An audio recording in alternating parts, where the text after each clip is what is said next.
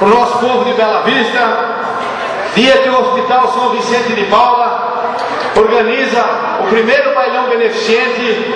A gente quer agradecer imensamente a todos pelo carinho, pela participação. É muito importante realmente essa ajuda para o Hospital São Vicente de Paula, que passa por grandes dificuldades. E a gente conta com essa população de Bela Vista, sempre muito solidária, sempre muito maravilhosa. Agradecer também ao Grupo Eco do Pantanal, que veio num preço diferenciado para a gente de Bela Vista, para o hospital. Lembrando que toda a renda angariada nesse evento será revertido 100% do Hospital São Vicente de Paula. Todo o lucro aqui será 100% ao Hospital São Vicente de Paula. Meu muito obrigado em nome da diretoria do hospital, meu muito obrigado em nome do prefeito municipal Douglas Montes, a todos vocês. Obrigado ao Grupo Eco do Pantanal e o pessoal que está lá do lado de fora. Vamos chegando, que o bailão está começando. Do jeito aí, Vini? De boa? De boa, Mica? Tranquilo? Prego?